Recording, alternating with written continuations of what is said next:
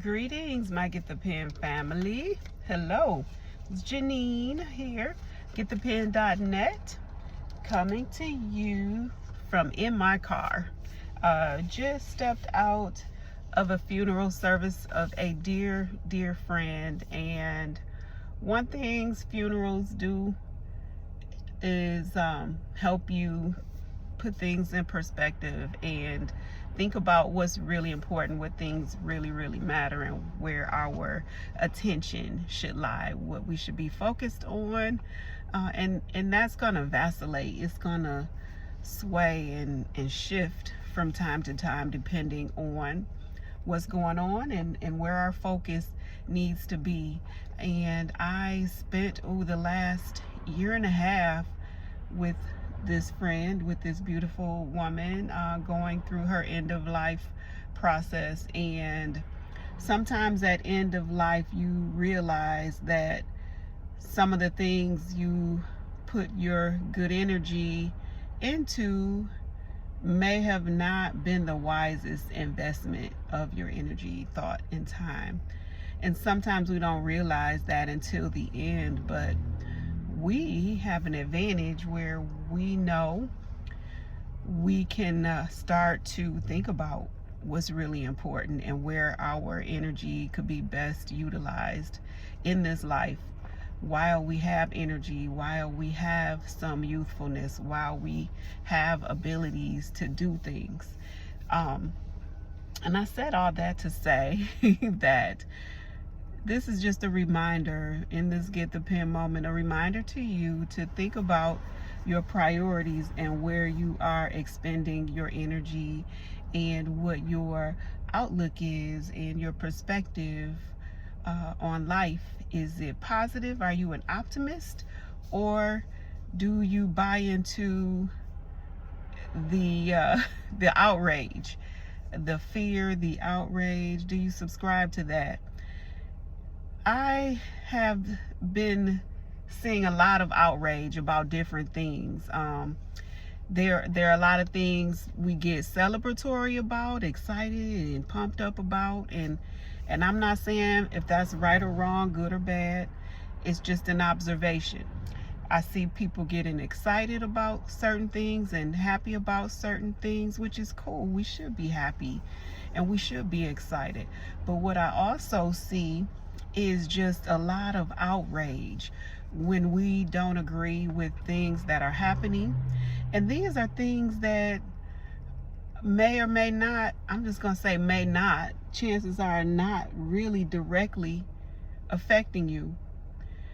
But you can see the potential in it coming to your doorway eventually if it's not nipped in the bud. And I think that's what the fear is that negativity or bad things will start hitting our doorstep. And I don't know if you want to call that being realistic or pessimistic, because we can shape our reality with the way we think, with our prayer life. There are so many things that we can do to make our futures good.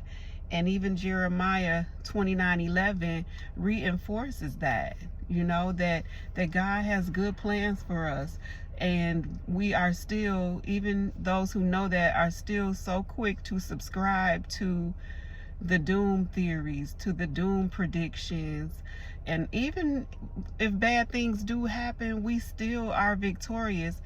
And we're so short-sighted and we're so anxious for a fight and outrage. I think some of us love outrage. I'm starting to think some of us like anxiety. Some of us like fighting. And there are people who like to fight and live for it and thrive on fighting. They love a good fight. That's why boxers make so much money. Some people love a fight and they're addicted to fighting, and they will fight everything. They will even fight something that's trying to help them.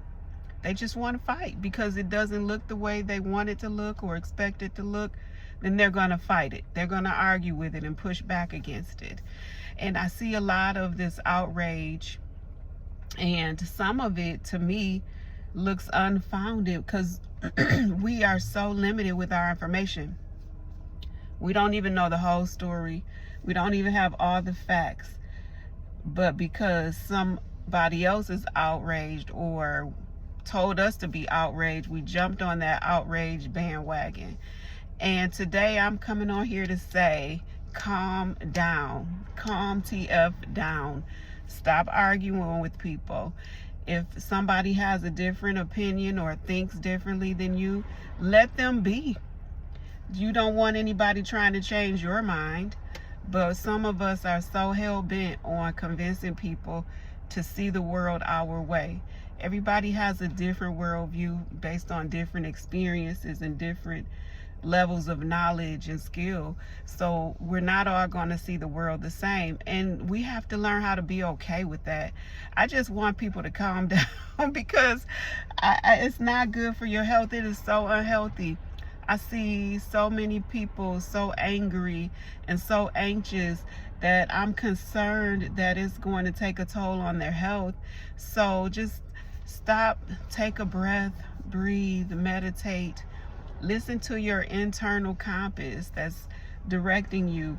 Listen to the inside information. You know how it's advantageous to have inside information? We got inside information, and it's inside of us. It's inside of you. There is information inside of you that comes directly from God, and you need to listen to it. You need to be comforted by it. You need to be encouraged by it. You need to be informed by it. And you need to calm down and not let every bit of information get you riled up, get you worked up, get you angry, get you in a tizzy. We got to stop that. It's just not healthy, and it's just so draining. And I personally feel like it's insulting to God because it's a demonstration of a lack of faith.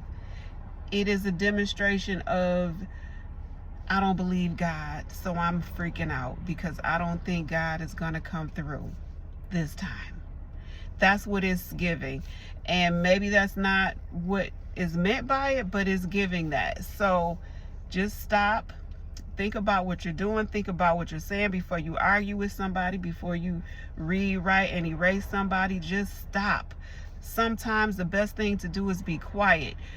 We need to study to be quiet. There's a reason that that's in the Bible. Study to be quiet. Some of us just talk too much.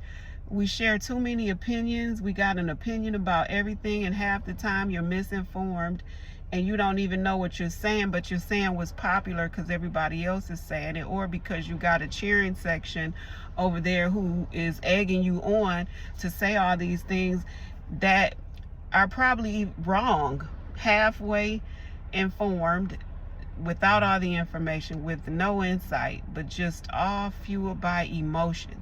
Just emotional. I see so many emotional people, and they're not even positive emotions, and they're fueling the emotions of others because of what they're spewing. The information and misinformation that's being spewed out is contagious, and so now you got this whirlwind of anxiety, fear, anger, and rage. And we just need to stop and calm down and listen to God. You cannot hear God when you're running around anxious or angry or ready to fight or argue about your opinion or somebody else's opinion because of how they feel about something.